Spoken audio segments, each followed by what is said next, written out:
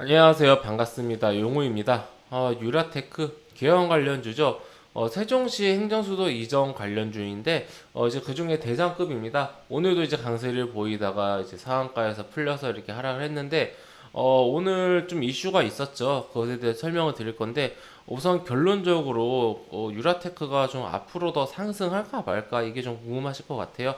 이것에 대한 제 생각부터 먼저 말씀드리고 시작하도록 하겠습니다. 결론부터 말씀드리면은 저는 가능하다고 봅니다. 이슈가 살아있는 한 가능하다고 봅니다.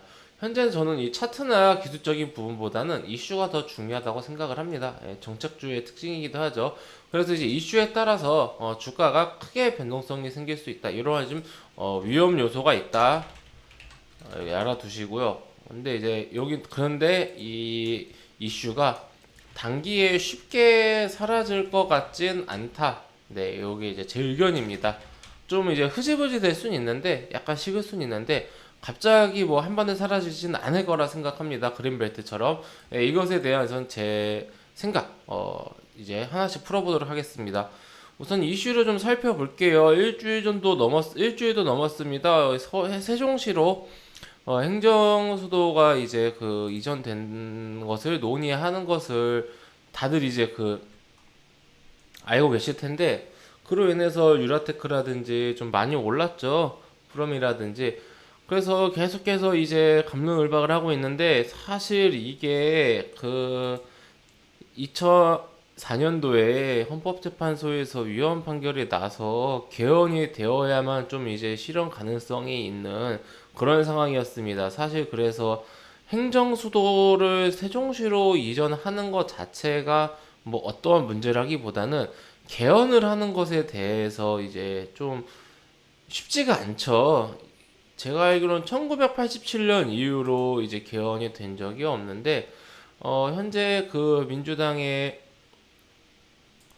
많은 이제 의원들께서 개헌 없이 이제 어떤 법률로 통해서 법 제정을 통해서 좀 이제 이전을 할 수 있지 않을까 뭐 이것에 대해서 민주당 측에서도 이야기가 좀 많이 나왔어요. 현재 이제 개헌 같은 경우는 통합당의 그런 동의가 없이는 진행이 불가능합니다. 국회 3분의 2가 찬성을 해야 되기 때문에 즉 200명 이상의 국회의원들이 이제 찬성을 해야 되기 때문에 176석의 이제 민주당으로서는 통합당 없이는 불가능하죠. 통합당 이외의 모든 야당을 합쳐도 200석이 안 되기 때문에 통합당이 100석이 넘죠. 통합당이 무소속 의원들 빼고 104석인가? 그래서 홍준표 의원을 비롯한 무소속 의원 3명 합치면 107명인가 그럴 거예요. 국민의당 3석이고. 예, 그래서 이 개헌에 대해서 좀 쉽지가 않다라고 이것 때문에 이 테마주 자체가 그동안 긴 시간 동안 좀 많이 힘들어 했어요. 단발적으로 상승하고 좀 길게 못 가져가고. 근데 이번에는 행정수도법 발의를 좀 한다라고 이제 오전에 나왔거든요. 근데 이제 장 막판에 이 행정수도법 발의를 이제 접는다, 취소한다. 이 이슈가 나오면서 강세를 보였던 유라테크와 개헌 관련주들이 하락을 한 그런 상황입니다. 보시면은 분봉으로 보시면은 상한가 잠궈서 잘 가다가 한 2시 반부터 무너져 버렸죠. 이쯤부터 다른 종목들도 마찬가지입니다. 그나마 이제 대장일수록 덜 무너지는 뒤로 갈수록 더 크게 무너지는 이러한 좀 현상을 보이고 있습니다.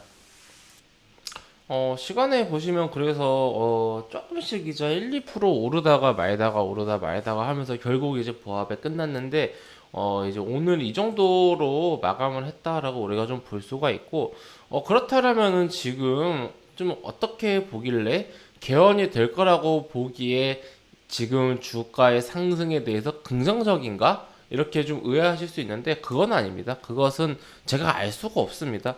개헌 여부 자체는 알 수가 없다. 단 지금 세종시 이전 이슈가 쉽사리 꺼질 이슈는 아니다. 실제로 개헌이 되어서 세종시로 이전을 한다라면은 이거는 정말 A급 트리플 A급 이슈 재료 테마입니다. 이거는 뭐 두 배 그런 문제가 아닙니다. 그렇게 된다면. 하지만 그게 좀 알 수가 없잖아요, 회원님들. 그게 된다 안 된다는 아무도 모릅니다. 그냥 될 것 같아, 아니면 안 될 것 같아, 쉽지 않을 것 같아, 16년 동안 안 됐는데 뭐 이제 와서 되겠어? 이렇게 말은 던질 수 있죠. 하지만 실제로 미래는 알 수가 없는 거지 않습니까? 우리는 그렇다면 주식을 하는 사람으로서 뭘 해야 되느냐? 기대감을 봐야 돼요. 기대감을 가지란 얘기가 아니라, 이걸 기대감을 가지란 얘기가 아니에요. 뭐 개헌이 될 거고, 통합당에서도 지금 약간 찬성하는 분위기가 많은데, 통합당과의 어떤 그런 화합으로 인해서 그렇게 될 게 아닙니다. 개헌은 이 행정수도 이전만 있는 게 아니기 때문에 개헌 자체는 쉽지가 않아요. 하지만 기대감은 계속 가질 수가 있어요. 그러니까 다시 정리할게요. 개헌이 되고 세종시로 행정수도가 이전이 될 거라는 그런 기대감을 가지라는 말씀이 아니라, 앞으로 시장에서 행정수도 이전, 이 이슈에 대한 기대감, 이걸 보라. 이걸 말씀드리고 싶은 거예요. 이거. 앞으로 시장에서 지금까지처럼 행정수도 세종시로 이전, 이것에 대한 기대감을 갖는 것을 보라고요. 이거를 보라는 겁니다. 우리가 기대감을 실제로 가지란 얘기가 아니라. 오늘은 이제 조금 이제 장 막판에 안타깝게 그 법안 발의의 뜻을 접는다라고 이야기를 했는데, 앞으로도 좀 계속해서 뭐 이렇게 이야기가 나올 거예요. 이게 쉽게 뭐 아유 그래 안 할래 그럼 이렇게 끝날 이야기는 아닌 것 같아요. 제 생각에는 갑론을박도 하고 이야기 논의 뭐 계속 될 겁니다. 이거 자체가 이슈가 돼요. 이거 자체가 기대감이 됩니다.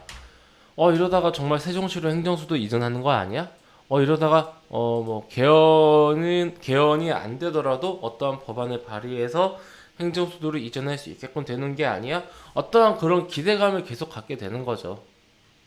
오늘은 이제 비록 이제 기대감이 좀 단기적으로 소멸해서 단기 조정이 나올 수 있으나, 이후에 완전한 재료 소멸이 아닌 이상 이 이슈가 살아있는 한 추가적인 상승은 가능하다. 아니면 최소한 반등이라도, 이거 앞으로 이후에 뭐 이러한 조정이 나오겠죠? 조정 이후에 반등이라도, 이렇게 반등 나오고 이렇게 죽더라도 반등이라도 좀 나올 법하다. 저는 이제 그렇게 보고 있습니다. 예, 이슈적인 면에서는 이 정도로 좀 정리를 해드렸고요. 만약에 유라테크라든지 세종시 관련주에 관심 있는 분들은 스스로 계속해서 뉴스를 좀 찾아보셔야 됩니다. 실제로 그 어느 그 때보다, 지금 기술적인 분석보다 차트보다 이슈가 중요한 거고, 뭐 차트는 뭐 별거 없습니다. 여기 상한가 잠궈서 잠깐만, 오늘 보면은 상한가 잠궈서 좀 팔아먹고 계속해서 유지하다가 막판에 팔아먹고, 그러니까 모든 물량을 다 팔진 않았겠지만은 그래도 좀 이 단기 약재라고 해야 되나요? 단기 재료 소멸에 차익 실현 물량이 일부 나왔다. 이 정도로 보면 되실 것 같고요. 좀 대응선은 잡아드려야 될 것 같아요. 보유하고 계신 주주님들이 대응선 이탈하게 되면은 좀 빠르게 정리를 하면서 엑시트를 하시는 그런 대응선을 이렇게 한 10,000원 정도로 보시고요. 지금부터 10,000원까지 하락하려면은 10% 이상 하락을 해야 되는데, 여기까지 기다리기가 싫다. 나는 좀 짧게 단타로 보겠다, 단기로 보겠다 하시는 분들은 1,800원, 1,800원을 대응선으로 놓고 보시기 바랍니다. 이 정도로 보시면서 앞으로 이렇게 지금 보유하고 계신 주주님들 뭐 평단가가 어디신지는 모르겠어요. 여기일 수도 있고 여기일 수도 있고 여기일 수도 있고 여기일 수도 있는데, 여기 1,800원을 이제 이탈하게 될 경우에 단기 대응, 혹은 나는 좀 느긋하게 가져갈래 하시는 분들은 10,000원을 이탈하게 될 경우에 단기 대응, 이렇게 하면서 보여 계신 분들은 그렇게 대응하시면 될 것 같고요.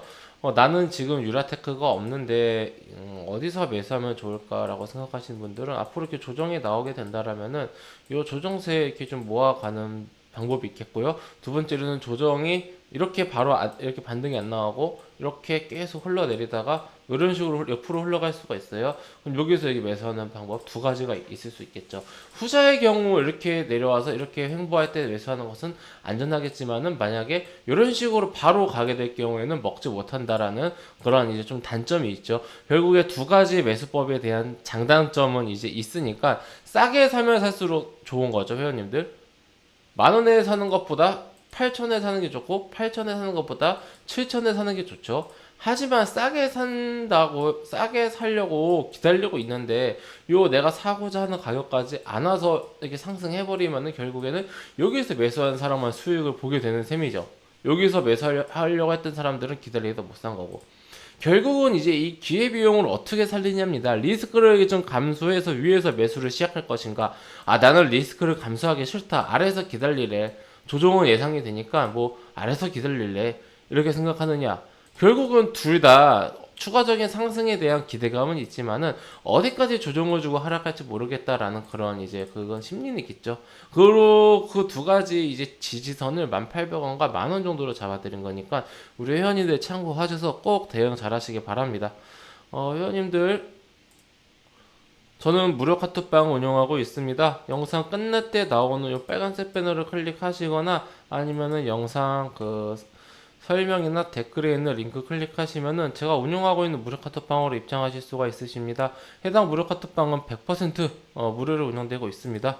이 방에서 돈 안 받아요. 무료 체험방입니다.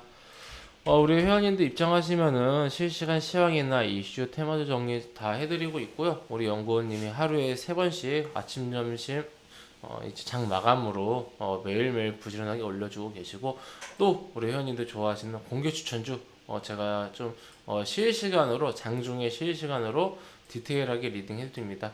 종목 막 뿌리지 않고요. 한 종목 한 종목 깊게 매수매도 비중 관리까지 해드리니까 입장하셔서 실제로 리딩 따라하지 않으시더라도 어떤 종목 매매하나, 이 사람은 어떤 뷰로 이 주식시장을 보고 있나 한번 구경하러 놀러 오시기 바랍니다. 네, 그럼 이것으로 오늘 영상 마치도록 하겠습니다. 감사합니다.